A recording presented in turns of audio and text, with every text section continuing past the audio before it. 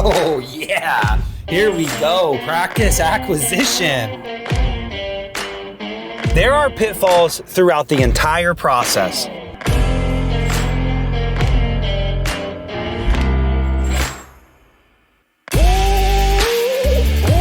you want to buy a practice, this is how, folks. Acquisition Unscripted. The truth when buying and selling a dental practice. And now your host, Michael Dincio.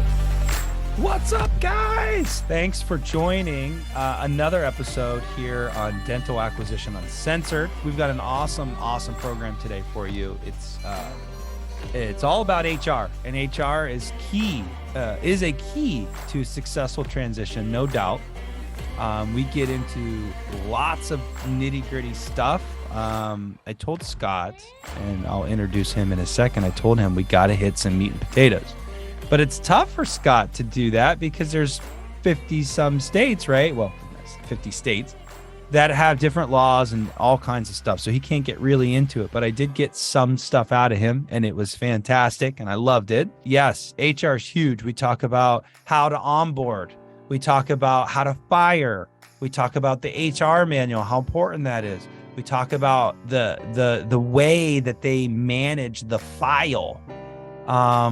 We talk about all kinds of stuff HR related, and I think it's a key episode for you. It's one of the things that gets overlooked in a transition because you've got 1,000 things you're thinking about: credentialing, banking, insurance, the purchase and sale, the lease. I mean, everything. And the one thing that's going to cause you the most stress is employees, and this is the armor that you would wear going into that scenario. Okay, so tune in. I get to some great questions at the end of the episode, so hang in there, and if you can't, pause, pick it up later, no problem.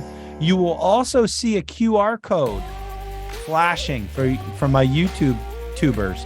Flashing. They provided a transition guide for you to have as a big gift for you. So, without further ado, let's get this party started. Thanks, guys, for tuning in, and let's go.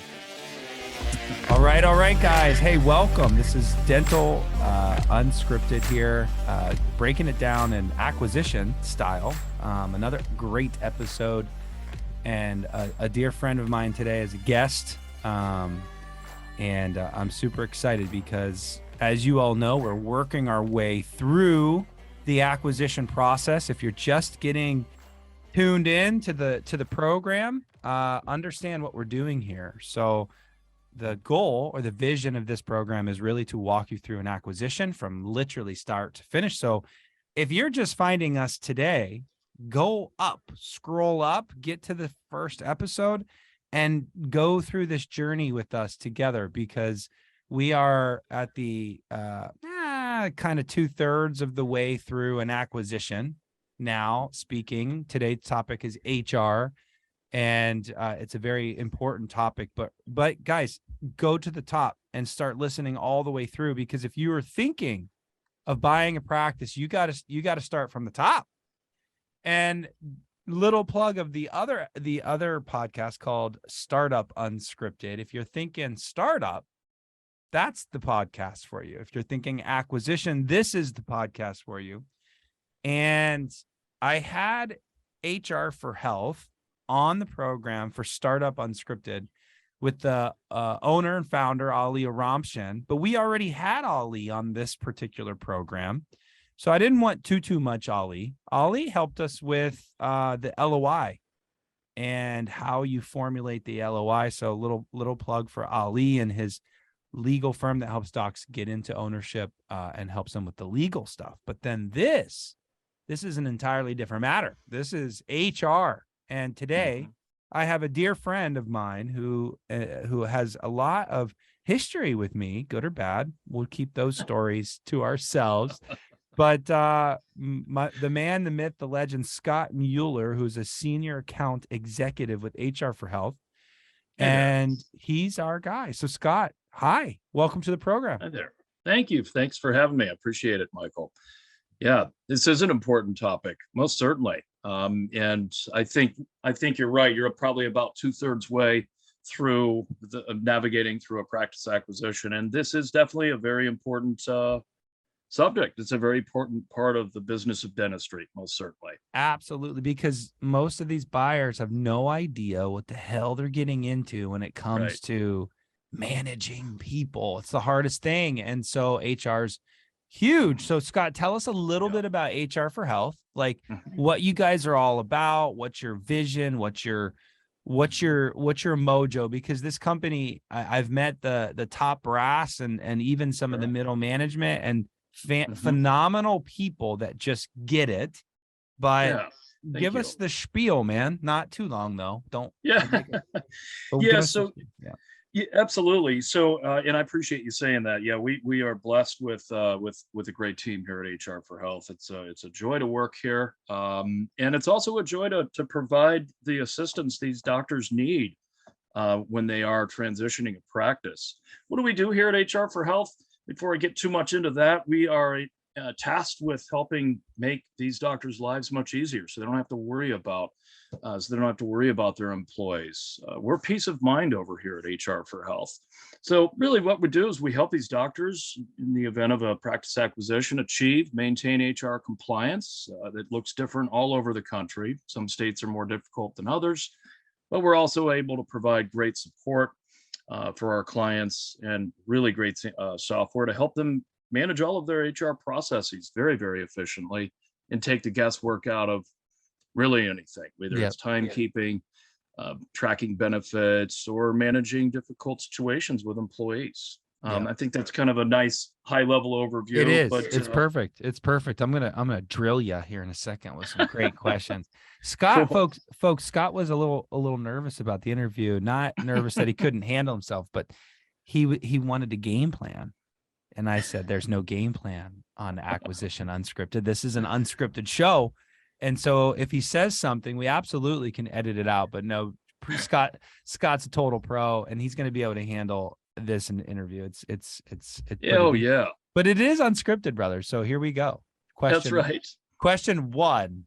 Okay. Question one. I feel like you're on a game show right now. But question one. What do you find with acquisitions in mind? Okay. Keep on that path today is acquisitions focus.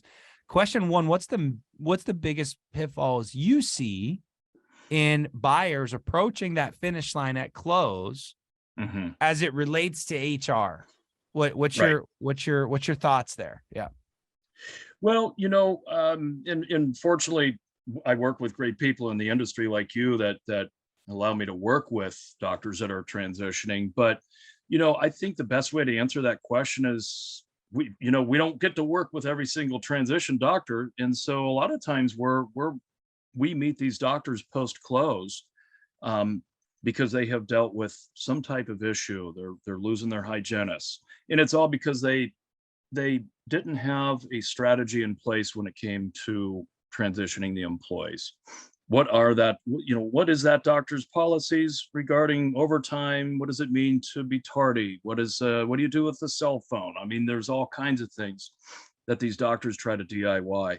So it can be a real mess, and employees want to know, because a lot of times, as you know, Mike, these are highly confidential transactions, and these employees sometimes don't find out about it till day one, right? And all employees want to know is, does this doctor, am I employed, number one, right? But is the doctor going to be able to take care of my needs, the rest of my the fellow coworkers' needs? But having a plan in place, that's what employees want. Yeah, I couldn't agree more. Like I feel like this is one of those steps that's totally missed, and I understand why, because I'm in the weeds with these buyers, like right, all the way from, is this the right price, to are they screwing up clinically, are they compliant with x-rays and narratives and collections, and just on and on and on. And then finally they make this huge decision that they want to buy this bad boy. And so then the spigot really turns on. Credentialing, banking, purchase and sale, lease, insurances, all of these tactical things that have to happen. And Scott, you and I Yes. worked at Bank of America a long time ago. And Yes, so sir. we would walk people through that, you and me, right? Right. And it was, dude, just dealing with the bank was Yeah. a ton of phone calls and emails. So Insane. Yeah. I understand why this Yeah. HR thing gets overlooked. So I appreciate the Oh, comment, yeah. but it's kind of like, you know, prevention. If you all are Mhm. in the clinical world, as we all are, prevention's key. That's right. It can prevent a catastrophe. So, Yeah. all right. So really they're calling you when there's a major problem, but so that kind of leads us into what Mhm. could we do better Right. for preventing catastrophes on an acquisition? I know that's a super loaded question, but Right. what's some high levels there? Like just basic stuff, top 3 maybe. Well, I think number one, just having an HR strategy in place that includes handbook, all the mandatory onboarding documentation, and support. These doctors, I hear it all the time. Especially when I'm talking to your transition doctors. Mm-hmm. Most of them went through COVID, so they experienced the single biggest HR event probably that will ever happen to a practice owner. Let's hope And- so. and- We're past and- that. Right. Yeah, for sure. Thank God. But they all have perspective. And when I talk to these doctors that are getting ready to purchase practice, we talk about their experiences over the last couple of years working as an associate, and they're concerned. A lot of them, once I draw it out of them through a consultation, I draw out that, yeah, this is a component of the practice that they need to have a handle on and make sure that they're treating employees fairly. Mm-hmm. A lot of these doctors, though they want to have a solution, they don't really have any sort of specifics as to what they want for their HR department, other than a handbook and a W-4. Yeah. No, that's spot on. I just did a lecture for some dental students up and or over down and over in Arizona, and Arizona is kind of the wild west in a lot of ways.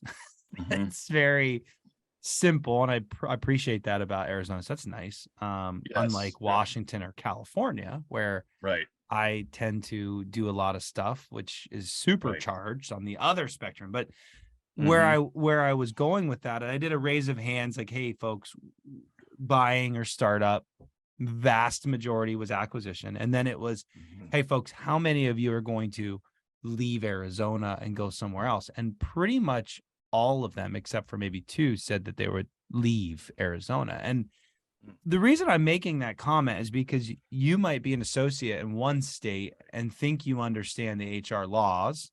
Right. And then you go to a place like Washington or California, and it's a whole nother level. So that's what you guys can help them understand, not only the laws in their existing state, but also what the state's requiring in HR. Yes. Absolutely. Give us some crazy examples of like differences between Texas and Arizona and California. Just fun stuff. Oh, sure. Yeah. You got any of those? You got any of those? Yeah, for sure. I think probably the biggest thing, and those are good examples of I would say 2 complete opposite ends of the spectrum, Texas and California, right? Texas is a super employer friendly state to be a practice owner in. California is it's just different. Not. No, It's just not. It's just not. Yeah. And these doctors, let's talk about them. Everybody knows that California is difficult when it comes to labor compliance, but let's talk about the doctor that buys a practice in Texas. Though it's an employer-friendly state, of course, labor compliance laws, but still, it always comes back to that thing. You got to have a plan in place when it comes to your employees, and it's almost as simple as putting an offer letter in front of these employees so that they know they're hired day one. But that's just, there's all kinds of things that we could talk about. But I would say, to answer your question, one of the biggest differences between states like Texas and California are paid sick leave laws. Paid sick leave laws, they're all over California. Some counties are different than other counties. And so we just take all the guess. Yeah. LA County is calculations different than another county. So we take all that guesswork out with some great technology. And it's really about that idea of integrating a time clock with benefit tracking. So these poor doctors aren't doing these things on spreadsheets and essentially DIYing all the HR processes. Yeah, your company's brought technology to the HR game. Think of legalzoom.com, of Right. creating a will or something, and you guys have turned that into HR. So you make it simple, you make it easy. The software is great to use, and you talk about setting up the right way, like HR manual, onboarding forms, like just that. Let's dig in a little bit on that. So just that. What are some things about the onboarding process that you would just kind of hit for these buyers? Sure. Well, the onboarding process is where it all begins. That's the foundation of one of the major components of what we provide practice owners here. Complete HR compliance, regardless of the state that they're in. This includes job descriptions, and all the transition documents. California in some parts are north of 20. Texas, we've got about 12 or 13 required documents. So required docs, yeah, required documents, absolutely. And having a proactive approach allows the employees on the other side to not have number one, do I have a job? Is my hourly rate of pay changing? What's changing at all? Oh, great. I've got this offer letter here that's telling me nothing's changing. I'm employed. And a lot of the time that I'm talking to these doctors, if it's like the first phone call, not a doctor that you've referred to me, we talk about the employee experience, because these doctors sometimes don't think about what does that look like? How does that feel on the other side? And so when we talk through that, they begin to understand more and more the importance of, it's probably a good idea to put things in writing.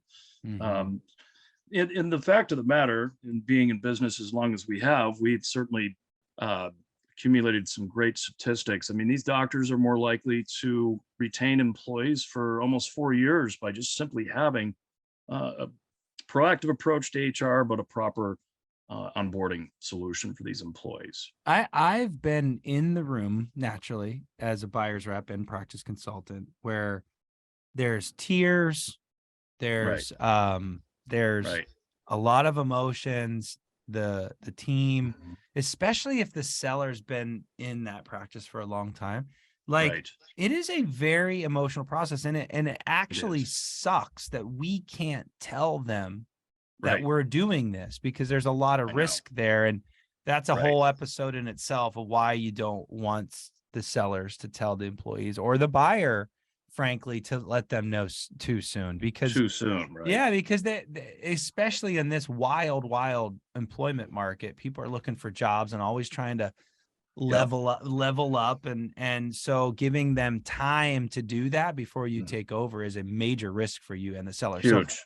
So, but back to where I was going with that is that, like, to me, the tighter you are in HR, the more security you give your team or your new team, and because these are people that are clinical. If you guys don't understand behavior, we do a lot of DISC, right, Scott? DISC, behavior. And these are high S's, high C's. They want a lot of detail. They want it in writing. They want granular. That's the dental assistant, hygienist, doctor person. They don't want super high level. They want in the weeds. And so the things that you guys provide gives the team the security, like you're saying it. But I feel like the buyers don't understand. They think that that's just like, I'll figure it out. And that creates an unstable situation. Wouldn't you agree? 100%. Yeah. The employees of a practice transition don't want to feel like they're being breezed over with anything to do with their employment in that practice. They must know. And I often get I would say it's kind of an obstacle once in a while. I don't want to do a handbook. I don't want to do all this stuff because I don't want the employees to think I'm trying to turn the place upside down. Yeah, freak And- them out because the Right. other guy didn't have it. I hear that all the time. Exactly. The other guy Yeah. didn't have it, so I don't want to do it. Well, it's the Right. opposite, bro. It's the opposite. It's a completely different world. The HR world has changed dramatically in the last couple of years since COVID. Mhm. Pushing states towards complicated paid sick leave laws and leave law, all kinds of stuff that's going on. Mhm. Mhm. Yeah, it's again, it's always that idea when I'm talking to these doctors about, think about what that feels like on the other end. Don't you think that makes sense? Don't you think it makes sense to have an offer letter and all the other documents and their Mhm. job descriptions? And Mhm. Mhm. it doesn't matter, like you said, it doesn't matter that the other doctor didn't have any of these things. You're the Now- new practice owner. Now, Scott, you and I have had the conversation, excuse me, Mhm. that sometimes I feel like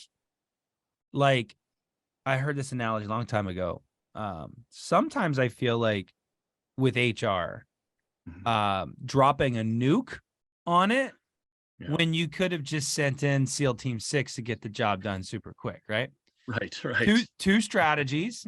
Right. And so like you advise them through this, but like if you're too crazy about HR and you're probably thinking, well, there's no way to be too crazy. But at the same time, like if the DNA of the practice is super chill Right. and you bring in a 70-page HR manual, that Right. might be a nuke. But that doesn't mean Mhm. that you don't need a manual. You need one. True. Yes. And so can we talk about that? Nuclear war versus strategic operation? Yeah, absolutely. And the only way to control the atmosphere, the employee atmosphere of a practice through the transition, and I'm probably repeating myself too much, but because this is a conversation I have quite often with transition doctors, right? Like I said a few minutes ago, it's too much. I don't want to do all that, but Yeah. it's your practice, Dr. Smith. This is your practice. You want to be able to have a mission statement. You want to be able to have policies in place. And it's also super important, since you're in California, Dr. Smith, to be an acknowledgement of labor compliance laws. It's required. Yeah. And I say all the time, hey, if you do anything, I'd love to work with you, Dr. Smith, but if we don't work together, please get a handbook. You've got to have a handbook. Yeah. And it's not nuclear for these doctors. It's not nuclear for these employees. Employees Mhm. want to have an understanding of new practice ownership and what that means. Leaving it to guess is terrible. Yeah, but they have control. They have control to do Absolutely. either strategy, and that's Yeah. the great thing is I think that's where the meat and Mhm. potatoes are, where like Yeah. just knocking off your buddy's HR manual, you could really F that up. Totally. You could really Totally. F that up, and Yeah. it's customized, and you have someone, you talked about support, you have someone Yes. to bounce stuff off of. Hey, look, I want to Absolutely. be super chill on my manual, but I also Yeah. need a foundation. Guys, can you help me accomplish that? Right. So you Yes. you talk about paid sick. I get paid sick questions all the time. I feel like I'm pretty dialed in with Washington and some of the states that Mhm. I'm heavy in, but Sure. we're in 20 states. I can't Mhm. keep track of this crap. And you just mentioned California's by county. So, Yeah. Washington State's Washington, Yeah. Ohio's Ohio, right? Right. But California's by county. So just to make it extra crazy pants. Yeah. So I Yeah. don't even answer anything California. It's like California. Oh, call Scott. I can't Yeah. even. Right. Yeah. So pay. I get this all the time. Pay Mhm. PTO. There's Yeah. two types of PTO. What are those types of PTO? Because they Sure. always get somehow confused. So PTO. Yeah, and actually that was a perfect visual of what a lot of practice owners do, is they lump these two in one bucket. And in states like Washington and California, Oregon, Colorado, where there are paid sick leave laws, it's important to keep vacation hours and paid sick leave hours in separate buckets. Bing, bing, bing, Um, bing, bing, bing. Yeah, and Yeah. and these are things that we make incredibly easy with great technology over Say here. that again. Say that again Yeah. slowly. It's absolutely important in states where there are paid sick leave laws to not commingle vacation hours and paid sick leave laws. You gotta track them and provide them separately. And this is the former banker in me.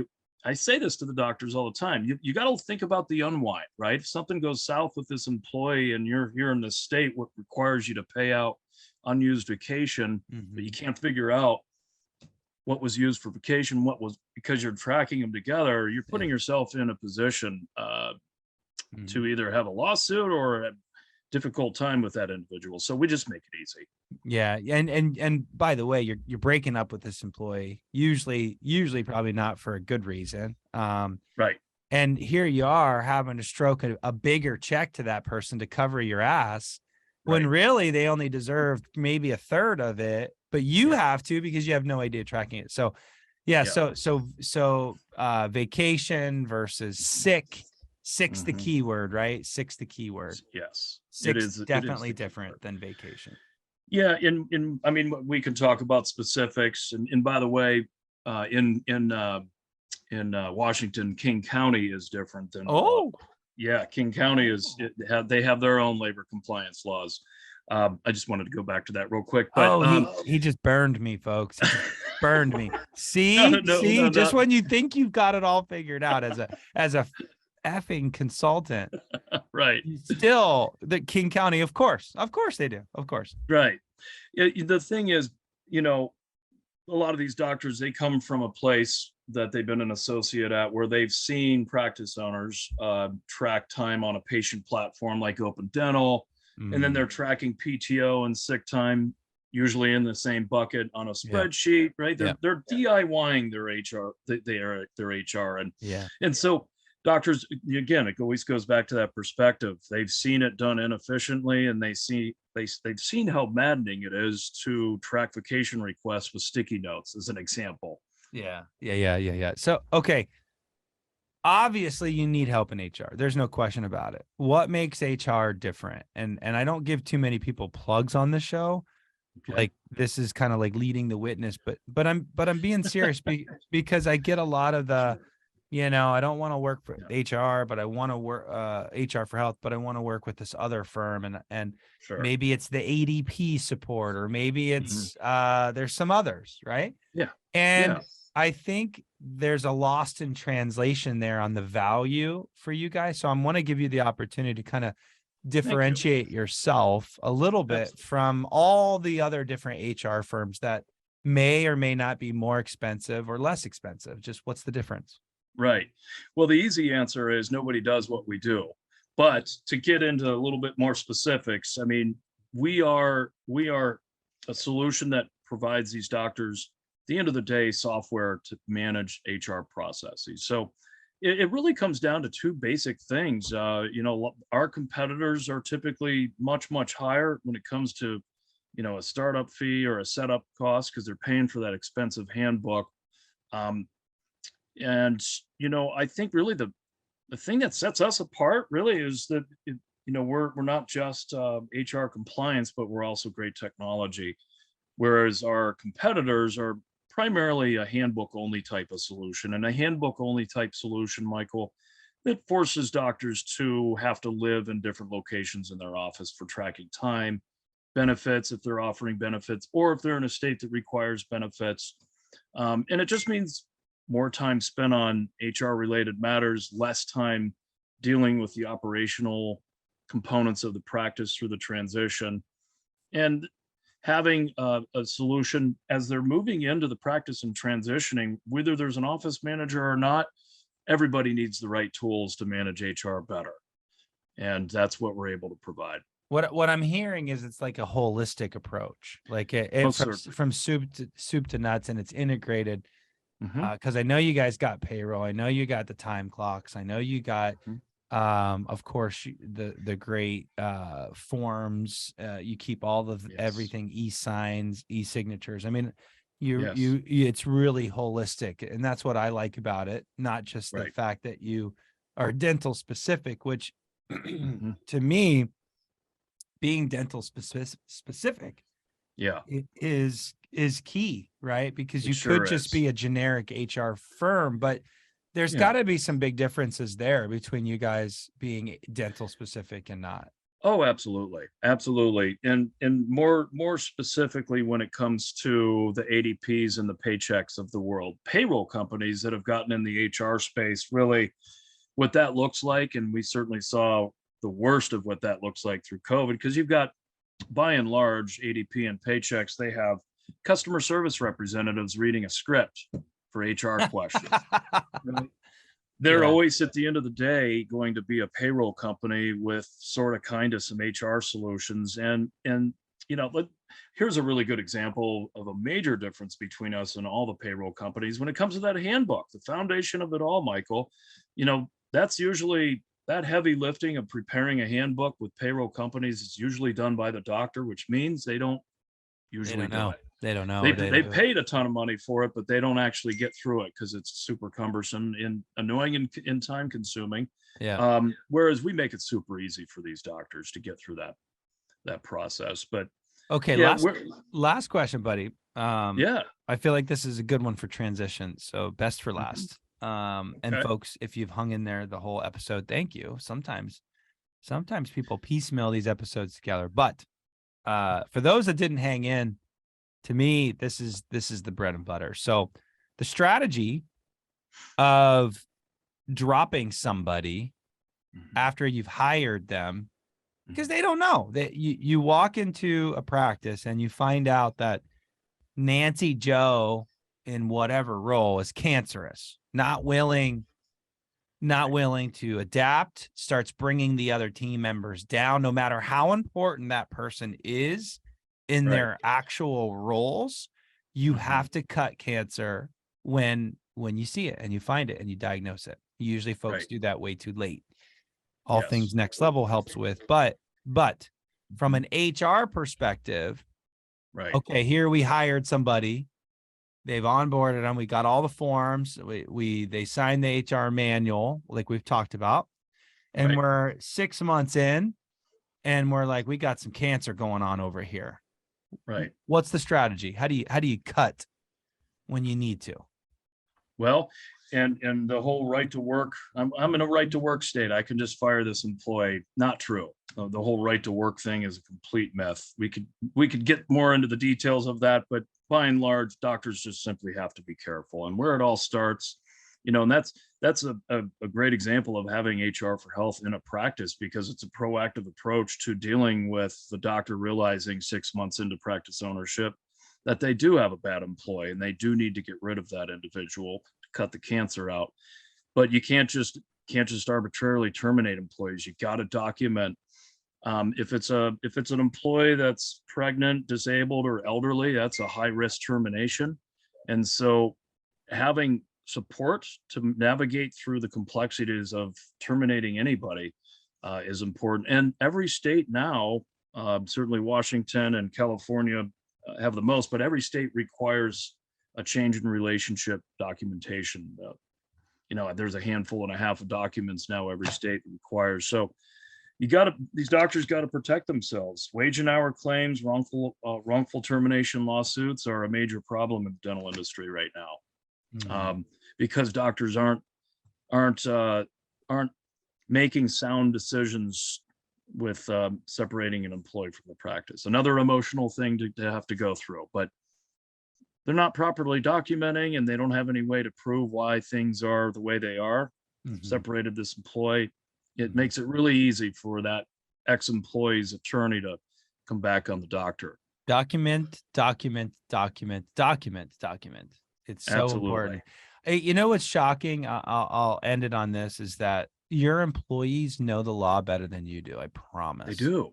They do. They do. They know where they live. They know what county they're in. They Yep. know they have Mhm. L&I sitting on their fast speed dial. They absolutely do.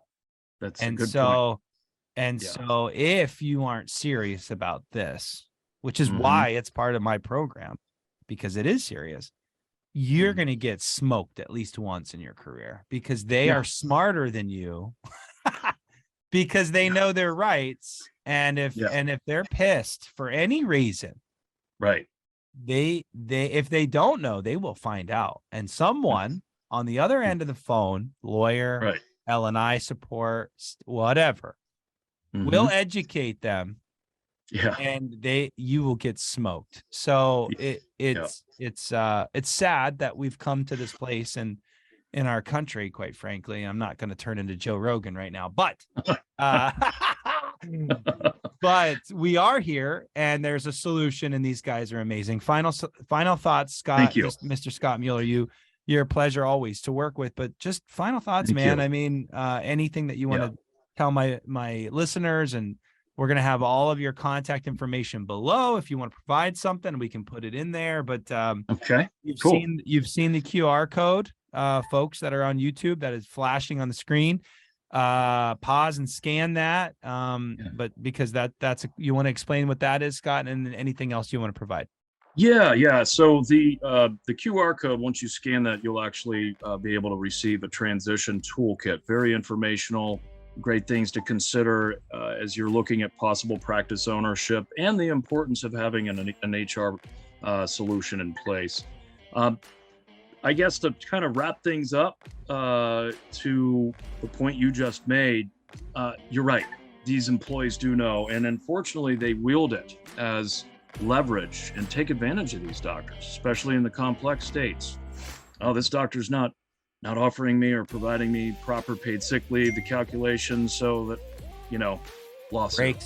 Breaks. It's an employee's market right now, and doctors gotta protect yourselves. Yeah, totally right. Okay, cool. If you want to get a hold of Scott Mueller, check it out below.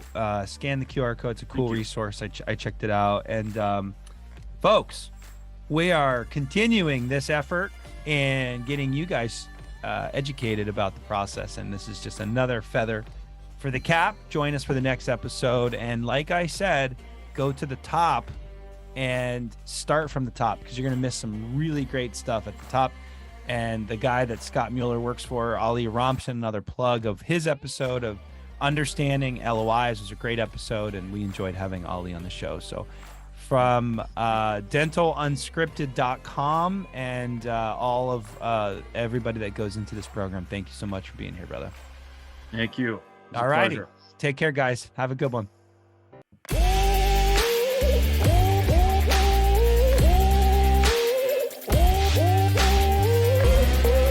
We want to hear from you.